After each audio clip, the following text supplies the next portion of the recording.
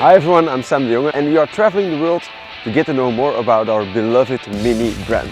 Today we are in sunny London on the invitation of Charlie Cooper, and he's here to tell us more about the heritage of Mini, where it all started. Let's go. The history's still alive.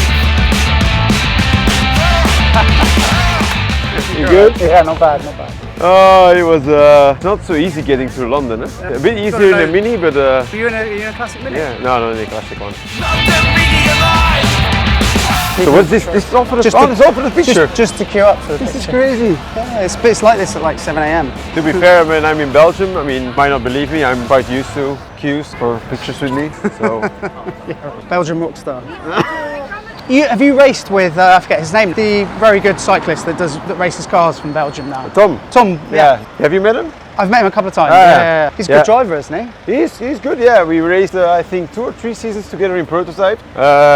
He's tall, which is not easy. In an open car, sometimes a bit dangerous. Yeah, I think racing drivers and is it cyclists? Cyclists, yeah. Cyclists are better friends than racing drivers and football players. Yeah, that's for sure. So how about, I'll take you to a traditional London pub. Good. And I can tell you more about the Cooper story. Oh yes, I would love that. Isn't that like really Cockpit steps. nice detail? Cheers. Thanks for the invite. So Traditional London water. So yeah, after lunch I'll take you to the original garage. yeah, we're going to the real stuff, huh? Yeah, you can see where it all started, where F1 cars were built, where the World Championship was won. So crazy. I mean, how many people at that point when they won the championship? How many people were working there? If you think Formula One teams are thousands of people now, well, it was in the 10, like probably 30 to 50, Matt, probably less. Crazy. Yeah. But it started off just my grandfather building the cars himself with his friends. So your grandfather, he was a mechanic from the, He started as an apprentice. In the war, he was a tool maker and engineer. He worked on submarines, one-man submarines. But actually, the first Mini was drawn on a napkin like that. Alekis Agonis drew on a napkin. Okay, and he was a designer? Alekis Agonis was a designer, yeah. British Greek. Okay. And he was good friends with my grandfather. And they used to race together in Brighton. So at one point in a pub, like we are today, I don't know if it was in a pub, but it was definitely on a I napkin. mean, we can make history here. I have I'm a not, feeling like... you're not testing my drawing. How's that, all good? That was good. I'm a bit hungry for more, but car-wise, so... I'll show you a little something special All right. down here. Come on in. Wow, that is cool. So this is one of the old models they used for... That's like the speed. Yeah, exactly. That is beautiful. Take it when it's not watching.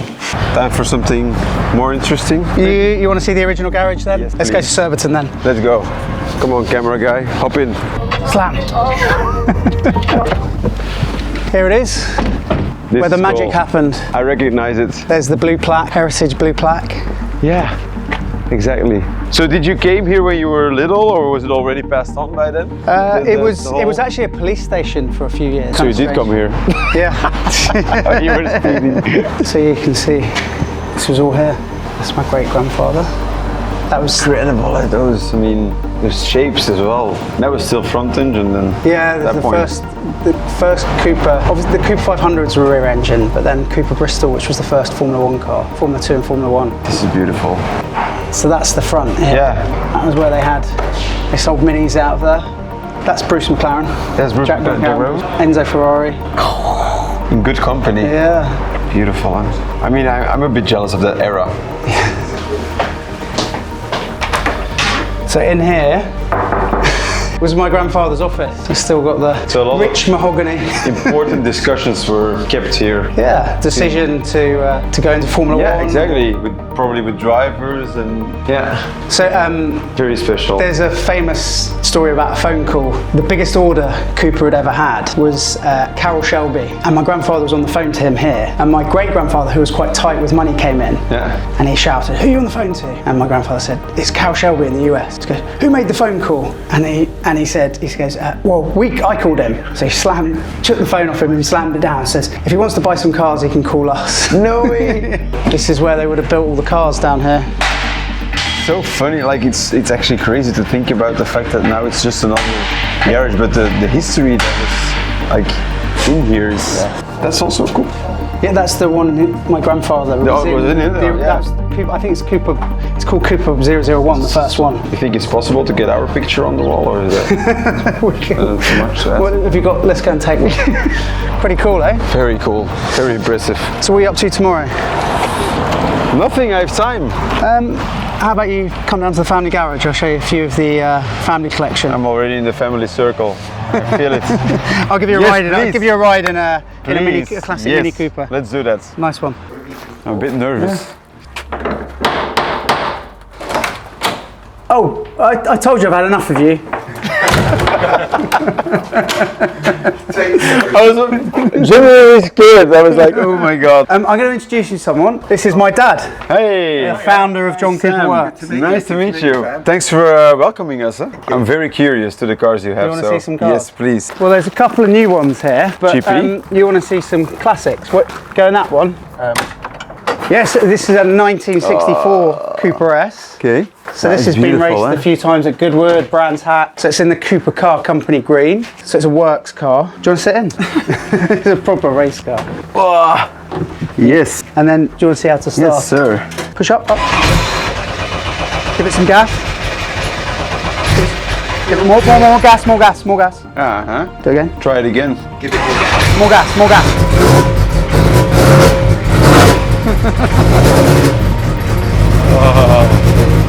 Feels like grunty, yeah? It's throaty, isn't it? The noise. Beautiful. You get it up to 5. You get up. Loud.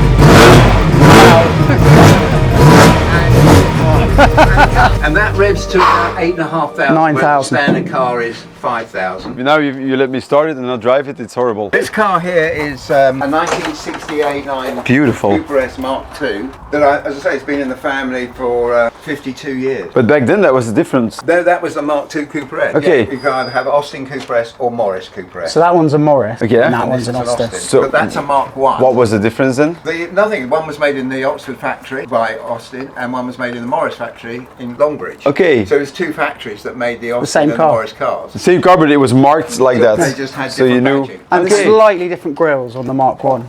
So this is original interior. And the steering wheel, beautiful. Lovely, It's like an yeah. old Formula One car. Well, I'll tell you a quick story of the steering wheels made by a company called Motorlita. He built all the Cooper 500 steering wheels. When he was making the steering wheels for the Cooper 500, he would press out a sheet of alley, bang, and so you'd have the shape of the steering wheel, two like that and one down the bottom. Okay. And then there'd be three pieces like this, sort of three zones. The inside. That he Yes. would take, and they were scrapped, so he threw them in the bin. My grandfather came along and said, "Well, what are you doing?" So I'm pressing out the steering wheel. He said, "What are you doing with all that stuff in there?" He said, "Well, it's scrap. It just goes to scrap." My grandfather picked out a piece of this that was that shape, and he said, "Drill a hole in the middle of it, big enough for the rev counter. That's the dashboard." And that became the dashboard on the Cooper 500 single seater. Yeah. But not a lot of people knew also, in '62, Colin Chapman came out with the monocoque.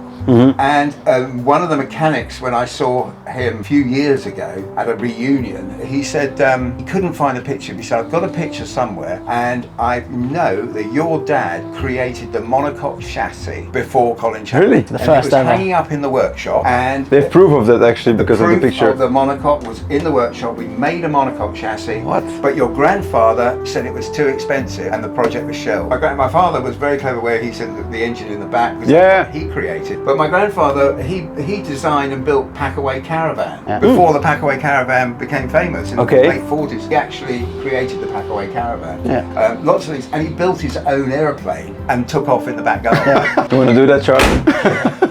So this it's is a bit weird. So they used to have Tell me. in the Formula 1 team. They had It's a Brit fan. they'd have a few of these that would take all the tools to the races and support the Formula 1 team. It's beautiful. So there's a toolbox in the back. But I want you to get in. Yeah. You can get in the driver's seat That's good. I like that. I like you, Charlie. because I want you to start it up. So what I want you to do, turn the key, press the button on the floor.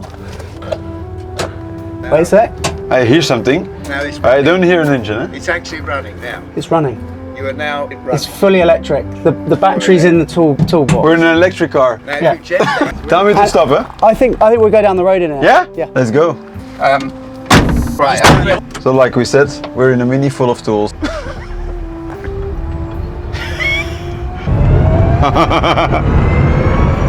That is great. It's things like this view, it still resembles the Mini nowadays. You have that cockpit feeling. And this, they've kept all. Yeah, they kept that. I mean, What I did as well is. and look it, not too. Good. We still got all our tools. Still got the tools. Yeah. Incredible. Fast. Fast. These wheels are, this specific shape was designed by my father and his draftsman Owen Maddock, and they were put on the Formula 2 cars in the late 50s, and they were the rose petal design. It's beautiful. And basically they made them much smaller for the mini racing minis, and they have been copied and copied and copied and copied. This is so nice. All right, let's have a crack. Like this.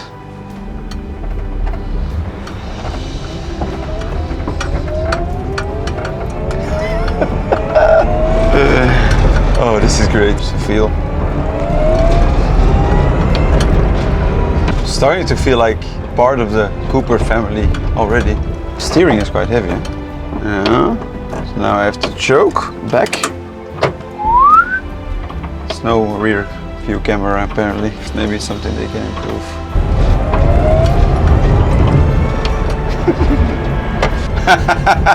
Maybe let's pick up this chap. Hello, sir. You want to ride? It's good fun though, isn't it? Ah, it's fun. I want to take it home. That's it. Thanks very much. No, my pleasure. Okay. Ooh, getting out of it. Ah. Sold. Sold. Yeah. Finally. Hold up there. Cut. No, the door's broken. Is that? Now we're really working on the Mini. Eh? A pair of pliers, Charlie. Doesn't get more real, I think. Doesn't have to be perfect. That's the thing with classic cars. There you go. You don't even need a computer. No computers This required. you were waiting for us with something else, huh? One more I thing. I thought we were. Drivers on my car, Charlie. The revealing of this car is. Oh God. This is a 1964 Cooper That's beautiful, Formula huh? 3. That was basically the car that Jackie Stewart took to the Formula 3 European Championship in 1964. The story about this car is quite great because what happened was that early in '64, in January '64, my dad, John Cooper, went to Goodwood to test that year's new Formula 3 car, this car. And obviously one of his drivers, Formula 1 drivers, was Bruce McLaren. Bruce came down and he drove this car and tested it at Goodwood. At the circuit was a young Scotsman, 18-year-old Scots guy. And the key team manager for my father for the Formula 3 team was Ken Tyrrell. Okay. And he said there's this young Scotsman here, he's never driven a single-seater car, but he's quite good in touring cars. He's done quite well locally in Scotland. Will you let him have a go? My father was a bit reticent, sort of, oh, really? Have a go. Go on then, have a go. Anyway, Jackie Stewart went round Goodwood and his time was pretty quick. Yeah. The legend says that he actually beat Bruce's time, but I think it was pretty close to it. Yeah. Either way, it's good. Either way, it was great. But Ken Tyrrell said to my father, would you like me to put the stopwatches on him? Because he looks quick. And my dad said, I've just been standing at Madrid. I've seen him go through Madrid. Sign him up now. No enough. And immediately that day, Ken Tyrrell signed up Jackie Stewart to race that season for Cooper in the Formula 3 in this car. And he went on and won 9 out of the 11 Incredible. races. This, like when I raced in Formula 3 also you have the air intake. Yes. It's already back on this car is already. And interesting, it was limited to one carburetor, and probably like today's cars, it's limited in on the sides of the choke, so you can't get more air in. Otherwise it's quicker. Exactly. There it It's is. shape, it's cigarette shape. It is. It's a beautiful shape. Could I have a sit in it? So, yes. Of course. Yeah? Yes, sure. I need to firstly do this. Both ends. You got it. So crazy, it's so snug. I've noticed like the white stripes on the car. Was it purely like for a visual or what reason or what is? No, I mean when you consider going back to the 60s, 50s, 60s, all British cars were green, French cars were blue, red. Yeah. Italian cars were red, German cars were silver, etc., etc. And my grandfather, Charles Cooper, he used to get annoyed when he was looking in the distance and seeing a car and saying, is that what, Jack or Bruce, or who is it? I can't tell what car it is. And he said to my dad, look, just put 2 white stripes down the bonnet and we'll be able to say that's a Cooper. So they did that and it stuck, and of course it continued from Formula cars to the Minis and to this very Just day. to recognize them. Just to recognise them, but today, Very efficient. Day, the Mini has stripes on the bonnet, and that's Still has it. Let's go, guys. And there's Mini on here, so it's the circle lovely crash cover. is complete. I feel like a real one. Yes, thank you, sir. I mean, there's so little space, though. It's tiny. It is tiny. I mean, here you feel like you're quite trapped.